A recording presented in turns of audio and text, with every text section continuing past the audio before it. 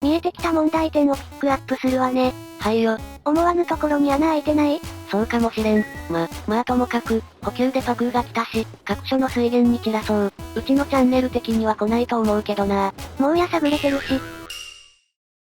湯気サバチャンネルへようこそいらしてくださいました視聴者様。いきなりやさぐれて、いやそれやさぐれてんのか？どうしたなんかさ、オキシやってて気づいたんだけど、エアコンなしで夏を乗り切る、みたいな話題で洗濯物を部屋に干せ、って説あるじゃん。ある、ような気はするな。あれでたらめじゃん。なんでよ、気化熱で熱移動するから。ああ、そういうことか。そう、熱を持った水蒸気が室内に放し飼いになるだけ。それをピンポイントで室外に放出しないと無意味なわけだ。そうなのよ。凍らせたペットボトルを金属のボウルに入れて扇風機の前に。ってのはかなり冷えるけども、あっちは理にかなうよな。液体になる際に熱を内蔵してくれるわけだから。何かの勘違いかと思ってググると濡らした衣類を部屋に干して涼しいってブログが出てくるわけよ。なんだろうな、こういう現象。今後は知識のアップデが起きるんだろうけど。ちなみに凍らせたペットボトルは科学系の元気チャンネル様で除湿の実験動画があります。かなりおもろいのでぜひ、ご覧ください。以上、他人の宣伝でした。今週の、自由研究の、コーナー。マグマ精油だな。そうなんだけど、今回は経路が違うわ。ほう。見えてきた問題点をピックアップするわね。はいよ。まず一つ目。蒸気タービンが止まるわ。あれ、前回、第一冷却室の開放温度を200度にして回避してなかった？したんだけれど、石油の投入タイミング次第で余裕で止まるわ。あっちゃー、ダメだったか。二つ目。第二冷却室の効率が悪い。これはな、どうしようもないぞ。金属タイルの中にエタノールを詰めて、冷媒を回してみたけども。冷媒のループが遅いのよ。液体クーラーを4台は欲しいところね。そんなもん手に余るだろ。そういうこと。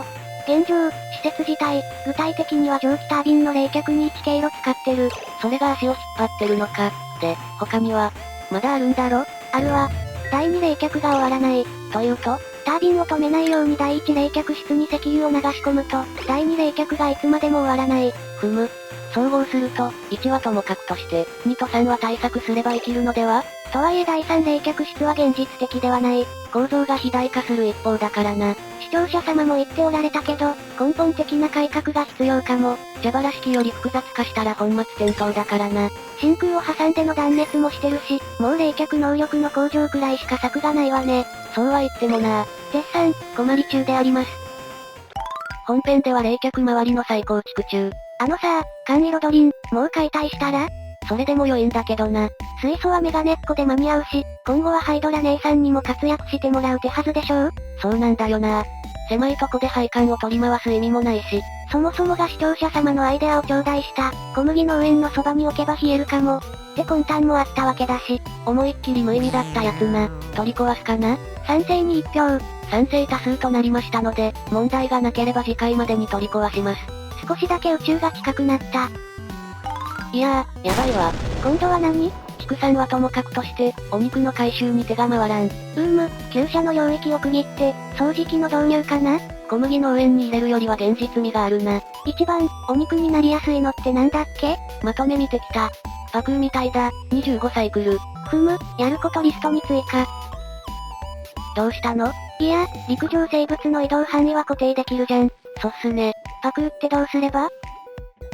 閉じ込めるしかないのか？いやそれをやったら過密化するのでは？思わぬところに穴開いてない？そうかもしれん。まあともかく、補給でパクーが来たし、各所の水源に散らそう。卵ができたら野生化もしておくと、変異種を作っておこう。何に使うかはともかくとして。そういやまだ問題があったわ。もう満腹です。移動チューブの取り回しよ。聞いちゃいねえし。東のエリアに取り回す余裕がない。どこかで迂回させるしかないのでは？野生の土ブロックなんかもあるから、割とむずいのよね。高温のエリアもあるしな。プラが溶けることはないと思うけど。一応、頭に入れておいて。もう満腹です。それと、これは問題じゃないんだけど、動物の野生化を進めています。具体的には塩素質のあるあたりを動物園化しつつあります。年齢を確認しつつ、卵を割るのが地味に手間なので、うちらは卵自体は放置して孵化してもらってるけど、たまに絶滅危惧になるんよな。今はピップ先生が卵1個になってるわ。野生化してないっけ？雪原にいたかも、という程度。怖いな、野生に返しておこう。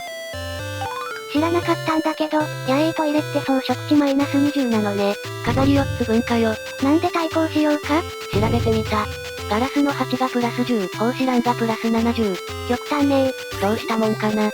広い空間に配置し直して、何かを隣接させるか。やること多すぎ。パクー先生に引っ越しをお願いしてみた。まずは雪塩水ね。ガブ飲みフィッシュになるんだっけ？なると良いけど。まああまり期待しないでおこう。お肉の回収地点が増えただけね。しかしカロリー的にはもう、割とパンパンなんだよな。食材を扱えなくてよく臆されてるし。人数増やそうか？魅力的なお誘い。あと2人までは今の居住区で行けるんだよな。問題はロケット関連のスキルホルダーが来てくれるかどうかね。うちのチャンネル的には来ないと思うけどな。もうやさぐれてるし。ほいお次は蒸気噴出口の高温水にパクー先生をドボン。こっちは熱帯パクーね。装飾値が高いみたい。プラス25あるって。それならここの環境改善に良いかも。床をガラスにして範囲を拡大できないかな？どうかしらね。できたら真下の環境を改善できるけども、そもそもまだガラス工房もないし、マグマ製油実験を一度、中断して本編に注力しても良いかもな。まあ今回、提示した問題の解決策がないと進まないからね。それも良いのでは？検討しておこう。雪塩水の貯水池にスーツを配置したわ。潮抜きの度に寒い思いをさせていたみたいだから。体調を崩さないレベルとはいえ、防止してはおきたいところ。通過タップンだから、ゴリゴリ稼働させて水量を減らしたいんだが。そのためにはスーツがいる、と。相変わらず先読みの重要なことだ。ここのスーツ、銅でよかったのに鋼鉄で一つ作ってしまった。後でよそと取り替えておこうか。鋼鉄が欲しいとこがあるはずだから。はい、カンイ・ロドリゲスの解体現場です。随分と頑張ってくれたよな。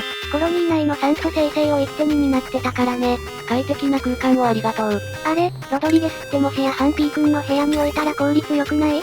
水素は吸ったそばから流せばよいし、酸素は室内でループする。良いかもね。誰かがすでにやっている予感が。うちで思いつくんだからもうやってると思うわ。まあそれはともかくとして、上層部のメガネっ子が酸素も吸うので、色々と手が入る。というかメガネっ子が終了ね。よく頑張ってくれたよ、マジで。名残は惜しいけど、改良しましょうか。やけどの被害がすげえ。こんな空間を野放しにしていたのか。入院。断熱があだになってる気がする。こういう適当なとこがダメなんだろうな。反省しております。反省点が出たとこで、短いけど動画を締めようか。はいよ。ご視聴いただき、誠にありがとうございました。